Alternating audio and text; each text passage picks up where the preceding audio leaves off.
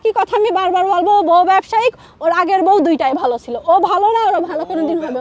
যদি ও দেখাতে পারে যে আমার মতো সুন্দর বা ওর এক্সের মতো সুন্দর কোনো মেয়ে ওর বিয়ের প্রস্তাব দিয়েছে, ও যেটা বলবে আমরা তিনটা মেয়ে সেই কাজ করবো। এখন তো যে আমি পেজ খুলিছি বা আমি কোনো কিছু এগুলো বুঝি না, কথা বলছি, আপনাদের মনে হচ্ছে আমি বানাই বানাই বলছি, বানাই বানাই বললি তো আমার মুখে বেঁধে যেত, আমার কোনো কথা বেঁধে গিয়েছে না? আপনাদের সিম্প্রেতি আদায় করার জন্য আমি কান্নাকাটি করছি। আপনারা বলেন যে আসলে আমি আপনাদের সিম্প্রেতি আদায় করার জন্য, ভাইরাল হওয়ার জন্য আমি কান্নাকাটি করছি, যে আর 10টা ছেলে দেখুক, দেখে আমার বলুক যে ওর বিয়ে করবো, তো ভদ্র মেয়ে কান্নাকাটি করছে, এরকমও তো না। আমি তো কান্নাকাটিও করছি না যে সিম্প্রেতি আদায় করার জন্য আমার পেজে ভিউ বাড়বে তাই আমি কান্নাকাটি করছি, এরকমও তো কিছু না। কারণ মানুষ কেউই ওর দেখতে পারে না, ওর এলাকায় শোনেন, ওর বাড়ির মানুষের, ওর বাড়ির ছামাকেও ডাঙায় না। আমি 1 মাস দেখিস ওর বাড়ি কোনো লোকজন যায় না, একটা কুত্তা ওর বাড়ি ঢুকতে ভয় পাই, এরকম অবস্থা ওর বাড়ি।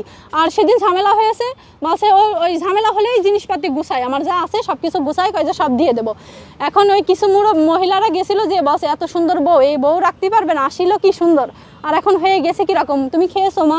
তাই আমি বলছি না আন্টি, আমি সারাদিন কিছু খাইনি, ও তো গ্যাঞ্জাম করছে, গাড়ি চাচ্ছে, গহনাগাটি চাচ্ছে, তো এখন তো আসলে দেওয়া সম্ভব না, বিয়ে হয়েছে 1 মাস, কেউ কি দেয়? বলছে একজন বলছে আমার বোনের মেয়ের বিয়ে করতে চাইলো, ওর সাথে কি দিই? আমার বোনের মেয়ের অ্যাকাউন্টে 3 লাখ টাকা ছিল, ওইটা চাইলো, ওর সাথে তো কখনোই মেয়ে দেবো না, ওই জেরও কোনোদিন ভালো হবে না।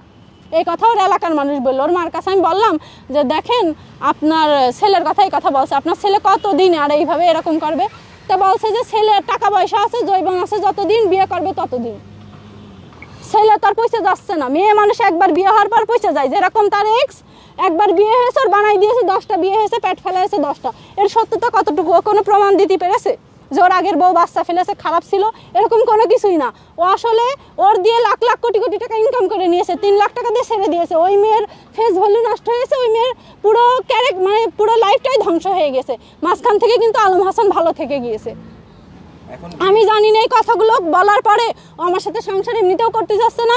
আমি সংসার করতে চাই, কিন্তু ও করবে কি না করবে এখন তো ওর বিষয়। কিন্তু এর পরেও, এর আগেও এই একই কথা আমি বারবার বলবো, ও বউ ব্যবসায়িক, ওর আগের বউ দুইটাই ভালো ছিল, ও ভালো না, ওর ভালো কোনোদিন হবেও না। আলম হাসান বউ ব্যবসায়িক, ও কখনোই সংসার করবে না, ও কখনোই সংসার করবে না।